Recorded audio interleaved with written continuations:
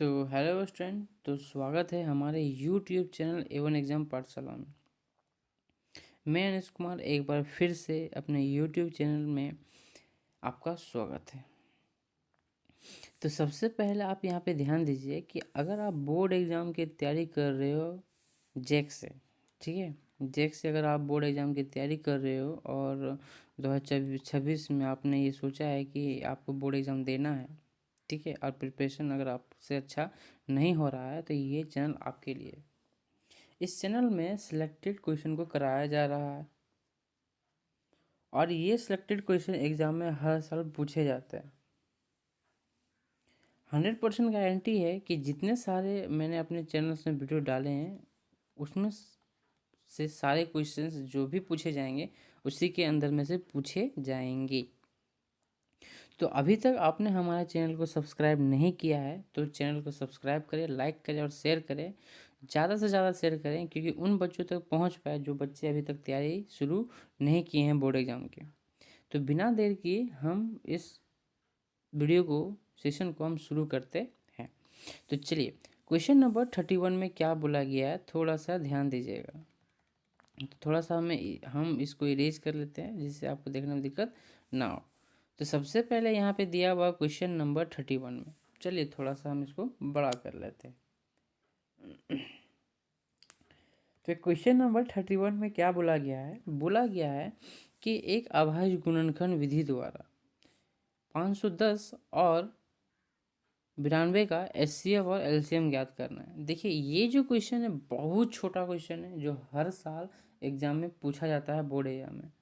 तो board exam का अगर आपने तैयारी नहीं किया है तो ये सब जो क्वेश्चन चैनल कराया जाए आप उसको करके जाइए। ये एकदम गारंटी है कि आप मैथ में 80 में 80 ले आओगे। समझ में आ रहा है कि नहीं आ रहा है? तो इस क्वेश्चन में सबसे पहले 510 का हम क्या निकालेंगे? अभाज्य गुणनखंड करेंगे। क्या करेंगे? अभाज्य गुणनखंड। देखिए अभाज्य गुणनखंड आपको आता है तो हम उसमें ज़्यादा डिस्कस नहीं करेंगे, आपने यहाँ तक सॉल्व कर लिया है, ठीक है। उस तरह हम 92 का भी हम क्या करेंगे? अभाज्य गुणनखंड निकालेंगे। निकालने के बाद हम क्या करेंगे कि यहाँ से जो सेम होगा उसको हम घेरा लगाएंगे, यही प्रोसेस है।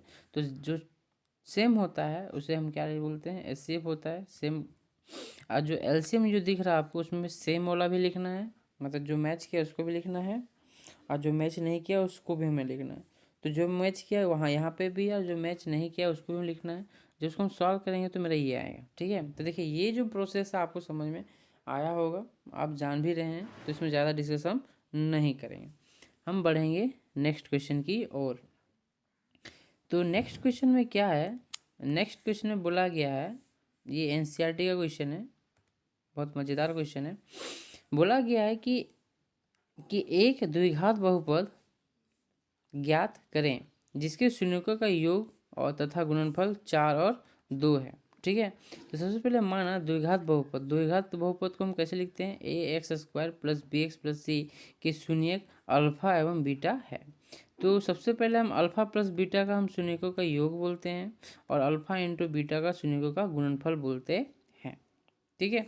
अल्फा प्लस बीटा जो दिया हुआ है वो हमारा 4 है, मतलब हम 4/1 लिख सकते हैं। इसको लिख सकते हैं -b/a। और अल्फा इंटू बीटा का 1 दिया है, इसको लिख सकते हैं 1/1 मतलब c/a। तो आप यहाँ देखिए a का कितना है 1, b का है 4, a का है 1, c का है 1। तो हम लिख सकते हैं इसके अकॉर्डिंग कि a का वैल्यू है 1, b का है -4, c का है 1, ठीक है। तो ये क्वेश्चन तो आपको समझ में आ गया। तो ये द्विघात बहुपद में हम उसको क्या किया? सेट कर दिए। सेट करने के बाद हमारा ये आएगा, ठीक है। चलिए बढ़ते हैं नेक्स्ट क्वेश्चन की ओर।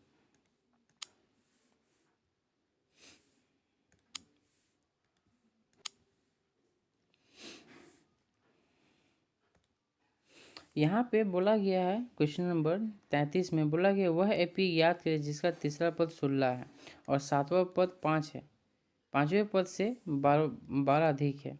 मतलब ए तीसरा जो दिया है A3 जो दिया हुआ मेरा 16 दिया हुआ है, जिसको लिख सकते हैं अगर A3 बोला है तो इसको हम लिखते हैं A+2D बोलते हैं। क्या बोलते हैं? 2D। ए कितना दिया? 16 दिया हुआ है तो A+2D ऐसे लिख सकते हैं। देखिए यहाँ पे है। उसी तरह सातवां पद में क्या बोला है? बोला है प्रश्न से, बोलता है A7वां, बोला A5वां में से 12 अधिक है।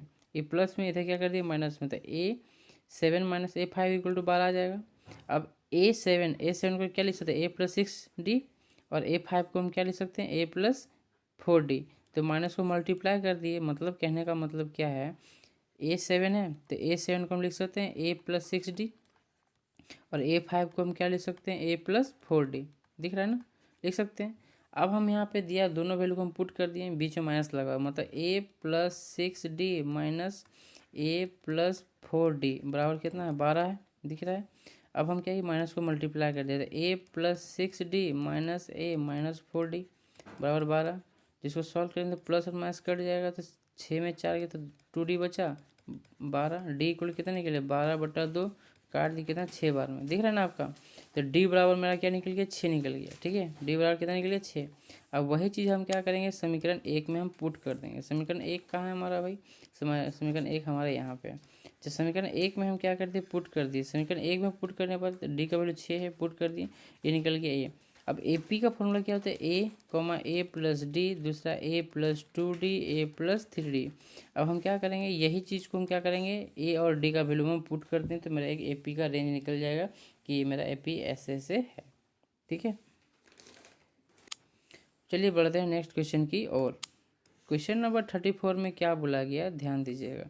क्वेश्चन नंबर 34 में बोला गया है कि दो समपूरक कोनों में बड़ा कोण छोटे कोण से 18 डिग्री अधिक है, उन्हें ज्ञात करें। सबसे पहले जो मेरा दिया हुआ है कोण, उसको हम क्या लिखे हैं, बोला माना कि जो कोण है वो x डिग्री है, दूसरा y डिग्री है। तो क्या बोला है x + y का कितना, तो 180 डिग्री हो गया।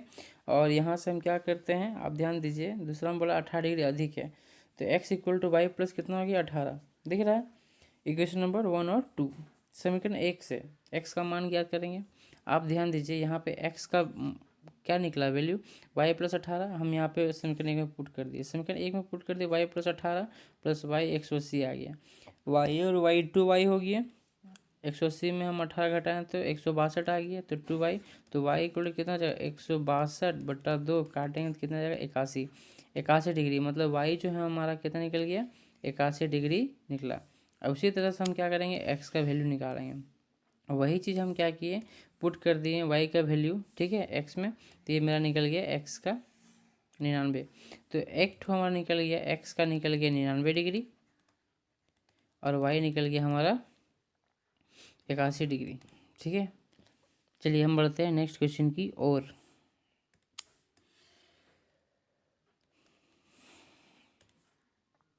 देखिए यहाँ पे ये जो आपको दिख रहा है क्वेश्चन 35 में, ये मोस्ट इम्पॉर्टेंट क्वेश्चन है, मोस्ट इम्पॉर्टेंट क्वेश्चन है। इस टाइप का क्वेश्चन हर एक क्वेश्चन और सेट पेपर एग्जाम में पूछा जाता है, ठीक है। अगर आपने ये क्वेश्चन को नहीं किया तो फिर भारी प्रॉब्लम है। ये 100% गारंटी है कि इस टाइप के क्वेश्चन एग्जाम में पूछा जाएगा। तो बोला गया है एक्स और वाई में एक ऐसा संबंध ज्ञात करना जिसका बिंदु x, y बिंदु 3,6 और -3,4 की क्या समदूरत से। तो मेरा a है और मेरा क्या है b है, और बीच का जो पॉइंट है जिसको क्या माने p माने, क्या पॉइंट का p नाम का नाम क्या है x और y। हमें क्या करना है x और y का वैल्यू फाइंड करना है। तो p से यहाँ का pa और यहाँ से क्या नाम दे pb, तो pa और pb दोनों ले लिए। अब दोनों तरफ वर्क करने तो स्क्वायर लग जाएगा, pa का स्क्वायर pb का स्क्वायर, और वही हम फॉर्मूला लगाए डिस्टेंस फॉर्मूला, मतलब दूरी सूत्र। दोनों में अगर दूरी सूत्र का हम फॉर्मूला लगाएं तो ये टूटेगा a - b का होल स्क्वायर में, ये भी टूटेगा a - b का होल स्क्वायर में, ये भी टूटेगा a - b का होल स्क्वायर में, और माइनस का होल स्क्वायर में। आपको यहाँ तक a - b का होल स्क्वायर में आपको सबको तोड़ लेना है, ये तोड़ना आपका काम है, ठीक है। तोड़ने के बाद क्या हो गया, आप यहाँ पे ध्यान दीजिए, यहाँ पे x वाला टर्म को हम एक साथ रखेंगे, y वाला ये x स्क्वायर कैंसिल हो जाएगा, दिख रहा होगा आपको, ये जो टर्म है आपका क्या हो जाएगा कैंसिल हो जाएगा, ऐसे और ऐसे, ठीक है। दिख रहा। अब यहाँ से आप क्या कर सकते हो, जो x वाला टर्म है y वाला टर्म है जो बिना x y का, आप क्या करो एक साथ लिखोगे, उसके बाद सॉल्व करोगे। सॉल्व करने के बाद जो भी आपका टर्म आएगा आप यहाँ तक पहुँच जाओगे, ठीक है। देखिए सॉल्व आपको खुद करना है, अगर हम सारा सॉल्व कर दे तो फिर आप क्या कीजिएगा, ठीक है, आपको सॉल्व करना होगा। यहाँ से हम 4 बाहर निकाल लिए, जब यहाँ से हम 4 बाहर निकाल लिए तो क्या बच गया -3x - y + 5 बच गया। अब ये 4 को इंटू में तो डिवाइड में कर देते, क्या 0/4, तो मतलब 0 ही हो गया। तो लिख सकते हैं -3x - y + 5 = 0। अब यहाँ से हम माइनस बाहर निकाल दिए, क्या कर दिया माइनस को हम यहाँ से बाहर निकाल दिए, माइनस को बाहर निकाल दिए, तो जो माइनस में था वो मेरा प्लस में आ गया, जो माइनस में था प्लस में हो गया, जो प्लस में था क्या माइनस में हो गया। ये आपका आंसर हो गया। ठीक है, यहाँ तक तो कोई दिक्कत नहीं है।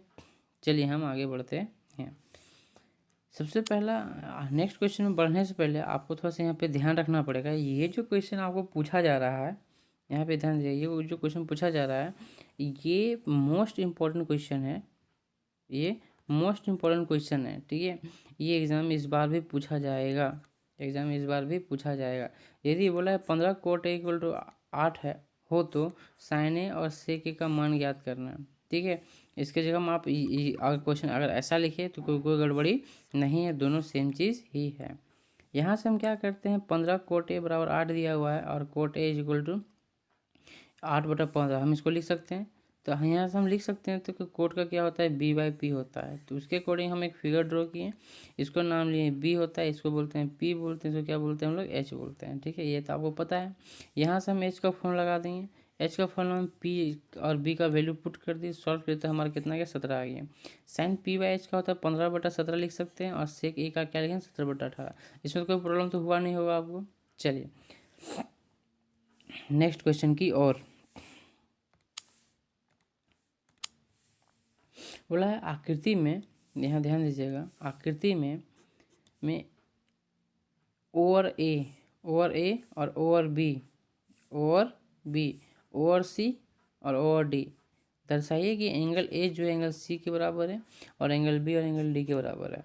तो सबसे पहले जो दिया है उसको हम लिखेंगे, देखिए यहाँ दिया हुआ है, और सिद्ध करना है कि हमको एंगल ए और एंगल सी और एंगल बी और एंगल डी, वो हमने लिख लिया। प्रमाण में क्या है कि ओ ए जो है ओ बी है और ओ सी जो है ओ डी जो दिया है हमारा। इसका मतलब होता है, यहाँ पे देखिए कुछ पॉइंट जैसे लिखा, इसका कहने का मतलब क्या है कि ये जो टर्म है ये इसके साथ होगा, ये जो टर्म है वो इसके साथ होगा। मतलब कहने का मतलब क्या है, जो ओ ए जो होगा वो किसके साथ, ओ सी के साथ बराबर होगा, ओ डी जो होगा उसके साथ क्या होगा, ओ बी के साथ। देखो यहाँ पे आपको दिख रहा होगा। उसके अकॉर्डिंग हम लिख सकते हैं कि जो ए ओ डी जो है इधर लिख सकते हैं, उस सी ओ बी के सभ्यमुख कौन है, मतलब बराबर है, देख रहे हैं ना ये और ये। तो लिख सकते हैं ऐसे, इसको मान लिया समीकरण 1, इसको मान लिया समीकरण नंबर 2। चलिए हम आगे बढ़ते हैं। तो सबसे पहले आप यहाँ ध्यान दीजिए 1 और 2 में अगर ये सब मेरा बराबर है तो लिख सकते हैं समीकरण 1 और समीकरण 2 मेरा क्या है, साइड एंगल साइड समरूपता कसौटी से ये मेरा बराबर। तो अगर ऐसा होता है तो लिख सकते हैं एंगल ए जो एंगल सी के बराबर है और एंगल बी एंगल डी के बराबर है। यहाँ तक तो क्लियर है। चलिए हम बढ़ते हैं नेक्स्ट क्वेश्चन की और देखिए बोला गया है क्वेश्चन नंबर 38 में बोला गया एक थैले में 3 लाल और 5 काली गेंद है। इस थैले में से एक गेंद क्या करना है, आपको ऐसा निकालना है या निकाला जाता है कि इसकी प्राकृतिक क्या होगी कि फर्स्ट में बोला गया है कि लाल होगा, दूसरा में लाल नहीं होगा, तीसरा में काला मतलब काली होगी। ठीक है, तो सबसे पहले ये क्वेश्चन इंपॉर्टेंट, ये रिपीटेड क्वेश्चन है, ये रिपीटेड क्वेश्चन है, पहले भी हमने वीडियो में इस क्वेश्चन को हमने पढ़ाया है। तो सबसे पहले जो परिणाम दिया हुआ है ये क्या है, दोनों को हम जोड़ेंगे, लाल है और काला है, दोनों को हम जोड़ दिए तो कितना 8 हो गया। लाल गेंद कितना बोल रहा है, अनुकूल परिणामों की कुल संख्या कितना 3 है, कितना में से 8 में से, तो 3/8 लिख देंगे। दूसरा है कि लाल एवं 5 काली गेंद है, तो सबसे पहले इसका जो परिणाम कितना है 5 है, कितना में से 8 में से कितना बच गया 5/8 हो गया। तो ये मैंने क्वेश्चंस को ये कराया है, आप वहाँ से भी देख सकते हो और यहाँ भी कोई दिक्कत नहीं है। अब यहाँ पे क्या बोला गया है, यहाँ ध्यान दीजिएगा, यहाँ पे चूँकि थैले में 5 काली गेंद, अगर 5 काली गेंद कितने में से 8 में से, बस सीधी सी बात है, ज़्यादा तो है नहीं। आपको थोड़ा सा आप लिख के प्रैक्टिस करोगे ये क्वेश्चन आपका हो जाएगा। तो जितना भी हमने क्वेश्चन देखा 6 क्वेश्चंस वो आपके थे 2 नंबर के। ठीक है, अब हम जिस क्वेश्चन को पढ़ेंगे वो है हमारा 3 नंबर का। ठीक है, ये क्वेश्चन कितना है 3 नंबर का। अब 3 नंबर के क्वेश्चन में कौन कौन से क्वेश्चन आ सकते हैं, सबसे पहले ये बात है कि ये जो रूट लॉ जो है वो आपके हर बार एग्जाम में पूछे जाने वाले क्वेश्चन है। ठीक है, ये रिपीटेड क्वेश्चन भी है कि एग्जाम में हर बार पूछा जाता है। ठीक है, तो ये जो है ये आपका होमवर्क है, और अगर आपको समझ में नहीं आता है तो सबसे पहला है कि मैं देखिए इसका जो थोड़ा कभी कभी क्या होता है, किताब का जो सॉल्यूशन होता है थोड़ा सा कन्फ्यूजन होता है, तो हम इसका क्या करेंगे, एक बेस्ट वाला जो वीडियो है जो एकदम सिंपल लैंग्वेज में, इसका वीडियो बना के हम डाल देंगे। ठीक है, तो अभी फिलहाल के लिए इस क्वेश्चन को हम नहीं करते हैं, भले ही इंपॉर्टेंट है, इस टाइप के क्वेश्चन का वीडियो हम कुछ ही दिनों में आपके इस चैनल में आ जाएगा। तो इस क्वेश्चन को भी हम छोड़ते हैं, नेक्स्ट क्वेश्चन को आगे हम बढ़ते हैं। चलिए, इस क्वेश्चन में क्या है कि देखिए ग्राफ विधि से आपको आता है, ठीक है, ये आपको आता है कि ग्राफ कैसे बनाएं। सबसे पहले हम क्या करेंगे कि ये मेरा ग्राफ विधि से बोला गया है, ये और ये दिया हुआ है, इसको हम थोड़ा सा सॉल्व कर लेते हैं। या तो x minus y is equal to -1 लिख सकते हैं, या 3x plus 2y is equal to हम 12 लिखेंगे, दोनों सेम चीज़ है। ठीक, यहाँ से हम क्या करेंगे, y का वैल्यू निकालेंगे। देखिए सबसे पहले समीकरण 1 ले लिए, इसमें से हम क्या किए कि वैल्यू निकाल रहे हैं। अब यहाँ से y का जो वैल्यू आएगा हम क्या करेंगे, x पे हम क्या पुट करेंगे 0, x में क्या पुट कर दिए हम 0, तो क्या बचेगा y का वैल्यू 1 आएगा। अब हम क्या किए, x का वैल्यू पुट किया -1, तो माइनस और प्लस कितना 0 हो जाएगा, ये मेरा पॉइंट्स आ गया, x और y का पॉइंट आ गया। उसी तरह हम समीकरण 2 से भी हम क्या करेंगे, x को लेके y का पॉइंट्स को हम निकाल लेंगे। पॉइंट निकालने के बाद हम क्या करेंगे, ग्राफ को खींचेंगे। ठीक है, ग्राफ खींचने में जो जो हमारा पॉइंट होगा उस पॉइंट पे हम लाइन से क्या करेंगे, कट लगाएंगे और लाइन को हमको ड्रॉ कर देना है। ड्रॉ करने के बाद ये जो मेरा पॉइंट गिरेगा, वो किस में गिरेगा, एक्स और वाई पे। एक्स का वैल्यू जो हमारा होगा 2 होगा और वाई का जो वैल्यू होगा हमारा 3 होगा। ठीक है, चलिए हम बढ़ते हैं नेक्स्ट क्वेश्चन की ओर।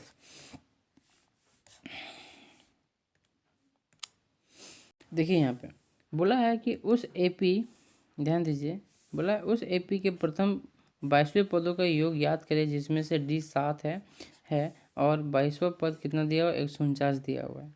तो डी हमारा 7 है, ए 22वां को क्या लिख सकते हैं, तो ए प्लस 21 डी लिख सकते हैं। मतलब ए 22 को निकालने के लिए, ए 22 को निकालने के लिए हम क्या कर सकते हैं, इसका 149 दिया तो ए प्लस क्या लिख सकते हैं, 21 डी लिख सकते हैं, मतलब 149 दिख रहा है आपको। अब अगर ऐसा है लिख सकते हैं तो ए प्लस 21 गुने कितना हो जाएगा 7 बराबर कितना 149 होगा। अब इसको सॉल्व कीजिए तो कितना ए गुण कितना निकल जाएगा, यहाँ पे 7 और इतना आएगा 147 और 147 यहाँ प्लस है और बड़ा 149, ए गुण कितना निकल जाएगा 149 माइनस 147, ए गुण निकल जाएगा 2। ठीक है, निकल गया। अब हम क्या लगाएंगे, एस एन का फॉर्मूला लगाएंगे। क्या करेंगे, एस एन का फॉर्मूला लगाएंगे। एस एन का फॉर्मूला हम क्या बोला है यहाँ ध्यान दीजिएगा, जैसे हमारा ए का वैल्यू निकल गया है, 2 निकल गया ए का वैल्यू, एस एन में क्या है, एन का जगह हम क्या है 22 है, 22 डाल दी, मतलब जहाँ जहाँ एन है तहाँ तहाँ हम क्या डालें 22 डालने के बाद हम क्या करेंगे, सॉल्व करेंगे। सॉल्व करने के बाद ये मेरा आंसर आएगा। तो देखिए आज की वीडियो में बस इतना ही, मिलते हैं नेक्स्ट वीडियो में एक नए इंपॉर्टेंट क्वेश्चन के साथ। ये हमारा जो चैनल है उसको आप सब्सक्राइब करें, लाइक करें और शेयर करें, जिससे आने वाला जो नोटिफिकेशन जो सबसे पहले आप तक पहुंचेंगी।